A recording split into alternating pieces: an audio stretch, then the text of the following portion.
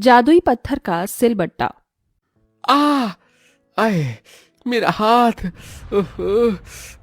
जितना भी अपने हाथ पैर बचाकर काम करूं फिर भी चोट लग ही जाती है। आई। इतना बोलकर श्याम एक कपड़े का टुकड़ा लेकर अपने हाथ पर बांध देता है और उसके बाद फिर से पत्थर तोड़ने लगता है। शाम होते ही श्याम को उसके दिन भर की दिहाड़ी मिलती है, जिसे लेकर वो अपने घर जाता है। पापा आ गए, पापा आ गए। हमारी चॉकलेट कहाँ है? आपने कहा था कि आज शाम को आते हुए आप हमारे लिए चॉकलेट लेकर आएंगे। बच्चों, आज भी तुम्हारे पापा की बहुत कम कमाई हो पाई है, इसलिए मैं तुम्हारे लिए चॉकलेट नहीं ला पाया, लेकिन मैं वादा करता हूं कल तुम्हारे लिए जरूर चॉकलेट लेकर आऊंगा। अपने पिता की बात सुन रवि और ऋतु दोनों उदास हो जाते हैं और फिर बिना कुछ कहे वहां से चले जाते हैं। ये क्या जी, आज फिर आपके हाथ पर चोट लग गई? ये चोट तो काफी गहरी लग रही है। आपने इसे डॉक्टर को दिखाया? रोज रोज अगर डॉक्टर को मैं अपनी चोट ही दिखाता रहा तो सारे के सारे पैसे तो दवाइयों में ही चले जाएंगे। मैं किसी बड़ी सी कंपनी में कर्मचारी तो नहीं हूं जो आराम से अपनी सीट पर बैठा बैठा काम करूंगा। हर एक मजदूर हूं, पहाड़ों पर पत्थर तोड़ के 2 वक्त की रोटी कमाता हूं। इसमें तो चोट लगना जाहिर है। शाम की बात सुन कीर्ति रोते हुए चूल्हे के पास जाती है और सबके लिए खाना परोसती है, जिसके बाद सारा परिवार रूखा सूखा खाकर ही आधे भरे पेट के साथ सो जाता है। सुबह होते ही शाम पहाड़ों पर पत्थर तोड़ने के लिए चला जाता है। वहीं कीर्ति दूसरों के घरों में काम करने के लिए चली जाती है। जरा जल्दी जल्दी हाथ चला। हाथों में क्या मेहंदी लगी है जो इतने धीरे धीरे बर्तन धो रही है? मालकिन, क्या मुझे मेरी तनख्वाह में से कुछ पैसे मिल सकते हैं? घर में राशन खत्म हो गया है। कल भी मेरे पूरे परिवार ने आधी आधी रोटी खाकर अपना गुजारा किया। 2 हफ्ते पहले ही तुझे मैंने तेरी तनख्वाह दी थी और इतनी जल्दी तेरी तनख्वाह खत्म भी हो गई? मैं सब जानती हूँ। ये तुम जैसे गरीब औरतों के हम लोगों से पैसे ऐंठने के बहाने होते हैं। कोई पैसे वैसे नहीं मिलने वाले, समझी? अपनी मालकिन की बात सुन कीर्ति आंखों में आंसू लिए बिना कुछ कहे बर्तन धोने लग जाती है। वहीं दूसरी तरफ, ये क्या सेठ, आपने आज भी मेरी आधी दिहाड़ी काट ली। अगर आप रोज रोज ऐसे ही मेरी दिहाड़ी काटते रहेंगे तो मेरा परिवार तो एक दिन भूखा ही मर जाएगा। अरे दिहाड़ी ना काटूं तो और क्या करूं? हाँ, जब आज दोपहर में सारे मजदूर काम कर रहे थे तो तू आराम से बैठा हुआ था। सेठ, मैं बैठा हुआ नहीं था। काम करते करते एक पत्थर का टुकड़ा मेरे पैर में चुभ गया था और मेरे पैर से खून निकल रहा था, इसलिए मैं बस 10 मिनट के लिए बैठ गया था। लेकिन उसके बाद भी मैंने 10 मिनट आज एक्स्ट्रा ही काम किया है। तो आप मेरी दिहाड़ी क्यों काट रहे हैं सेठ जी? अरे मेरे सामने ज्यादा होशियार बनने की कोशिश मत कर, समझा?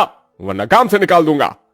काम से निकालने की धमकी सुन श्याम अपने सेठ से और कुछ नहीं कहता और आधी दिहाड़ी लेकर ही घर लौट आता है। बहुत दर्द हो रहा है। अब दर्द बर्दाश्त से बाहर है। मैं अब इस दर्द को और बर्दाश्त नहीं कर सकती हूँ। मेरा पेट। माँ जी, संभालिए अपने आप को, आपको कुछ नहीं होगा। लगता है बहू, मेरे जाने का समय हो गया है। अब इस दर्द को मैं और बर्दाश्त नहीं कर सकती। ऐसा मत कहो माँ, अगर आपको कुछ हो गया तो मैं आपके बिना कैसे रहूंगा? मैं आपको कुछ नहीं होने दूंगा। श्याम की माँ मोहिनी को पथरी होती है। डॉक्टर ने श्याम और कीर्ति को ऑपरेशन की सलाह दी थी, लेकिन पैसे न होने की वजह से दोनों ही पति पत्नी मोहिनी का इलाज नहीं करवा पा रहे थे। रोज रोज मोहिनी को ऐसे दर्द में तड़पता देख कीर्ति और श्याम की आंखों में आंसू आ जाते हैं, लेकिन अपनी गरीबी और मजबूरी की वजह से वो लोग कुछ भी नहीं कर पा रहे थे। सिलबट्टा ले लो, सिलबट्टा। बहन जी, सिलबट्टा ले लीजिए। भाई साहब, आप तो सिलबट्टा ले लीजिए। लगता है आज भी कोई सिलबट्टा नहीं खरीदेगा और मुझे भूखे ही सोना पड़ेगा। ये कहते हुए वो बूढ़ी अम्मा सिलबट्टा बेचने की कोशिश करती है, लेकिन कोई भी उस बूढ़ी अम्मा से सिलबट्टा नहीं खरीदता। भरी धूप में खाली पेट बैठने की वजह से उस बूढ़ी अम्मा को चक्कर आने लगता है और वो बेहोश हो जाती है, जिसे वहां से गुजर रही कीर्ति देख लेती है। कीर्ति जल्दी से उस बूढ़ी अम्मा के पास जाती है और उसे होश में लाने की कोशिश करती है। अम्मा उठिए, आप ठीक तो है ना? बेटा, सर घूम रहा है, चक्कर आ रहे हैं। 3 दिनों से कुछ भी नहीं खाया है। मैं अकेली बूढ़ी औरत सिलबट्टा बेच बेच कर अपना पेट पालती हूँ, लेकिन अब तो लोगों ने सिलबट्टा खरीदना ही बंद कर दिया है। आप यहीं रुकिए, मैं भी आती हूँ। कीर्ति जल्दी से अपनी घर दौड़ती हुई जाती है और घर में रखी प्याज और रोटी लेकर उस बूढ़ी अम्मा के पास आती है। अम्मा, मेरे पास खाने के लिए इस प्याज और रोटी के अलावा कुछ नहीं था। इसे खा लीजिए, इसे खाकर आपके शरीर में थोड़ी ताकत आ जाएगी। बिटिया, अब इस उम्र में कुछ भी सूखा गले से निकला नहीं जाता। मेरे पास ये 2-4 हरी मिर्च और धनिया है, इन्हें तू इस सिलबट्टे पर पीस कर मेरे लिए चटनी बना दे। कीर्ति जल्दी से हरी मिर्च और धनिया सिलबट्टे पर पीसती है और चटनी बनाकर उस बूढ़ी अम्मा को दे देती है, जिसके बाद वो बूढ़ी अम्मा पेट भरकर रोटी प्याज और चटनी खाती है। वहीं कीर्ति भी अपने घर आ जाती है। वो बूढ़ी अम्मा कीर्ति के घर से थोड़ी ही दूरी पर सिलबट्टा बेचती थी, जिसके चलते जब भी उस बूढ़ी अम्मा को जब भी प्यास लगती तो वो कीर्ति के घर पर पानी मांगने के लिए आ जाया करती। ऐसे ही समय गुजरता रहता है और एक दिन, बिटिया, घर में कोई है क्या? अरे अम्मा, आप आइए आइए। बेटा, आज भी किसी ने सिलबट्टा नहीं खरीदा। कल रात से मैंने कुछ नहीं खाया है, कुछ खाने को मिलेगा क्या? घर में तो सिर्फ एक रोटी और थोड़ी सी सब्जी बची है, वो भी मैंने मेरे लिए रखी थी। मैं तो एक समय की भूख बर्दाश्त कर सकती हूँ, लेकिन अम्मा कैसे करेंगी? एक काम करती हूँ, इन्हें ही वो सब्जी और रोटी लाकर दे देती हूँ। कीर्ति उस बूढ़ी अम्मा को अपने हिस्से की रोटी सब्जी लाकर दे देती है और बूढ़ी अम्मा रोटी सब्जी को खा लेती है। बिटिया, तूने मेरी इतनी बार मदद की है, इसके बदले मैं तुझे कभी भी कुछ नहीं दे पाई। तुझे देने के लिए मेरे पास इस सिलबट्टे के अलावा और कुछ भी नहीं है।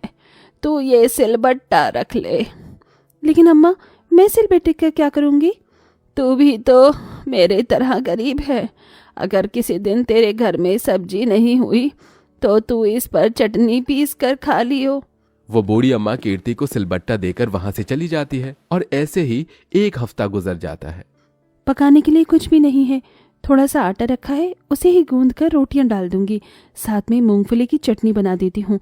थोड़ी सी मूंगफली रखी हुई है, आज उन बूढ़ी अम्मा का दिया हुआ सिलबट्टा मेरी चटनी बनाने के काम आएगा। कीर्ति उस सिलबट्टे पर मूंगफली और थोड़े बहुत मसाले डालकर उसे पीसने लगती है। जैसे ही कीर्ति सिलबट्टे पर चटनी पीसती है तो एक चम्मच की रोशनी के साथ बहुत सारी चटनी सिलबट्टे में से निकलने लगती है, जिसे देख कीर्ति काफी डर जाती है। हे भगवान, ये क्या है? इस सिलबट्टे में से बहुत सारी चटनी निकली जा रही है और रुक ही नहीं रही। अब मैं क्या करूं?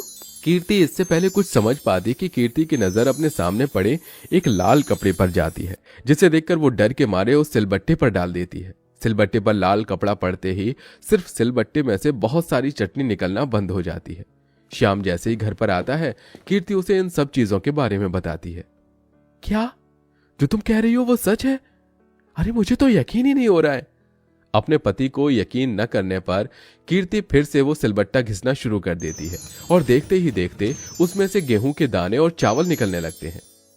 अरे ये तो चमत्कार है कीर्ति, हम इन गेहूं और चावल को बेचकर 2 वक्त की रोटी खा सकते हैं। लगता है भगवान ने हमारी सुन ली। वो बूढ़ी अम्मा इंसानी रूप में कोई फरिश्ता थी। जब से उन्होंने मुझे ये सिलबट्टा दिया है तब से वो मुझे कहीं पर दिखी भी नहीं।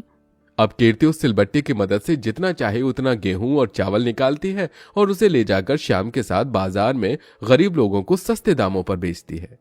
बहन जी, आपका बहुत बहुत धन्यवाद। आप इतने सस्ते दामों में हम गरीबों को राशन दे रहे हैं। इतने सस्ते दामों में तो सरकार भी हमें राशन नहीं देती। अरे भगवान भला करे, आज आपकी बदौलत इस राशन को खरीद कर हम लोग पेट भर कर खाना खा सकते हैं। अब हमारा परिवार आधा पेट खाकर कभी भी नहीं सोएगा। जरूरतमंद लोगों की मदद करके दिल को कितना सुकून मिलता है ना। मैं तो बहुत ज्यादा खुश हूँ कि भगवान ने हमें इस काबिल समझा कि हम अपने साथ साथ गरीबों की भी मदद कर सकते हैं। कीर्ति और श्याम सिलबट्टे की मदद से अपनी खुद की एक राशन की दुकान खोल लेते हैं, जिसमें वो कम दामों में गरीब लोगों को राशन देते हैं और समय बीतने के साथ साथ अब उनके परिवार की हालत भी ठीक होने लगती है। साथ ही साथ अब वो लोग मोहिनी का भी इलाज करवा लेते हैं, जिससे अब मोहिनी बिल्कुल पहले की तरह ठीक हो जाती है। श्याम, मैं सोच रही थी कि भगवान की बदौलत अब हमारे पास सब कुछ है, तो क्यों ना हम अब ये जादुई सिलबट्टा किसी जरूरतमंद को दे दें। सही कहा तुमने कीर्ति, अब हमारी तरह ही कोई जरूरतमंद इस सिलबट्टे की मदद से अपनी जरूरत को पूरा कर सकेगा। कीर्ति और श्याम उस सिलबट्टे को लेकर किसी जरूरतमंद इंसान को देने के लिए निकल जाते हैं। तभी रास्ते में उन्हें एक बूढ़े पति पत्नी दिखाई देते हैं जो भूख से बिलख रहे होते हैं, जिसे देख कीर्ति और श्याम वो जादुई सिलबट्टा उन दोनों को दे देते हैं और वहां से चले जाते हैं। यहीं अब कीर्ति और श्याम भी अपने परिवार के साथ खुशी खुशी रहते हैं।